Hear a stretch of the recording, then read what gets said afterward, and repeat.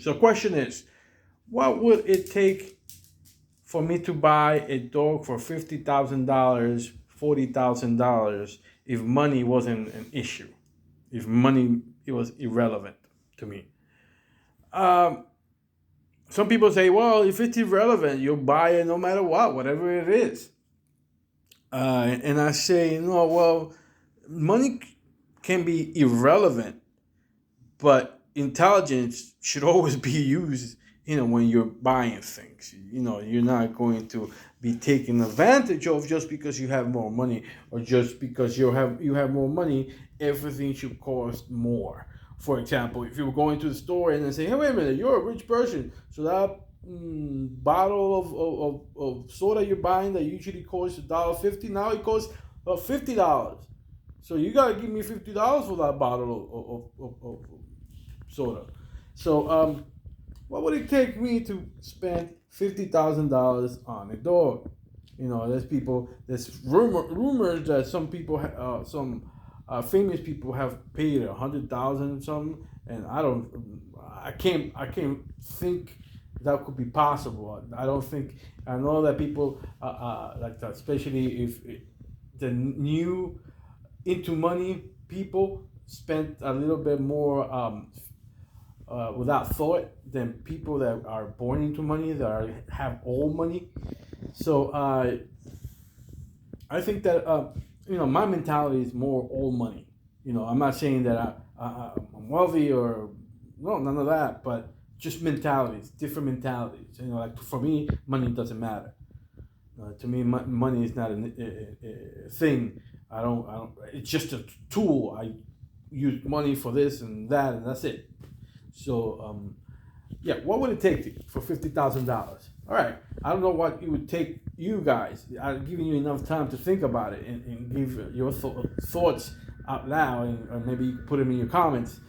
But for me to get a $50,000 pup, because it's going to be a pup, I would have to come from frozen semen from a highly, highly coveted dog that not just perform highly, highly, but also produce highly, highly. Obviously, we come with all the DNA profiling, all this and that, everything legally, everything. But not just that. And that's why I think that it couldn't happen now. It would have to happen in the future, because for $50,000, I would also have to say it also has to come from frozen eggs, right? Frozen eggs, from a female that was, highly renowned, highly produced, like great, like honey bunch type of thing, red baby type of thing.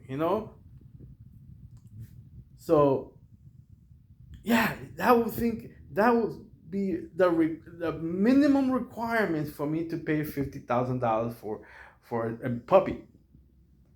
Obviously, if we were talking an adult dog that somehow that you brought them from a time back brought them back from the '80s, from the '90s, when the dog was greatly like grand champion, and extremely well bred. Like you brought back Grand Champion Yellow, you took him or you cloned him somehow.